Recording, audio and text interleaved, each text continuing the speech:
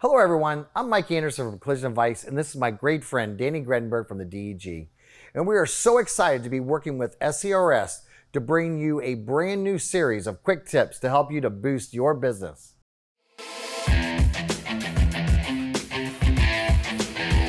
As someone that's been in the collision repair industry for a long time, I remember back in the day where a lot of shops would advertise and say, we fix all makes, all years, all models. And I just don't know if that is the right model for our industry anymore.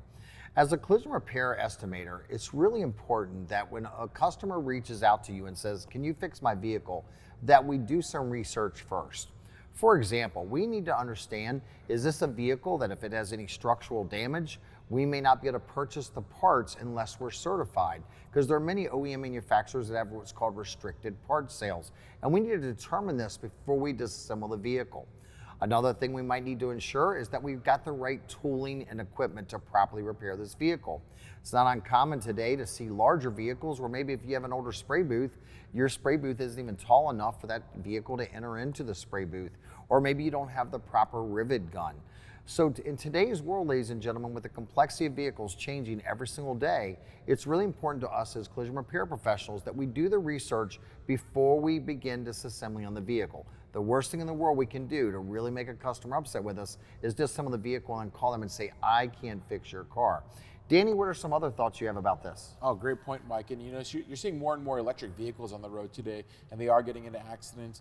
And if you're not equipped to repair that vehicle, it's okay to say no, and tell the customer, I'm not properly trained. I don't want to cause more damage to, to the vehicle, but also potentially hurt myself working on something I'm not familiar with. You can help customers find the right shop.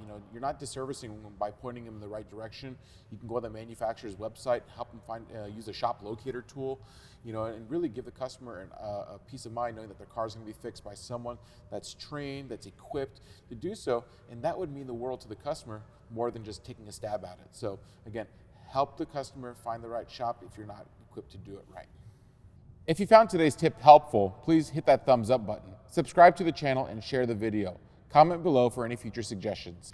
These videos are made possible by SCRS. If you aren't currently a member, I want to personally encourage you to join. Visit scrs.com or use the link in the description below. Don't delay and join today.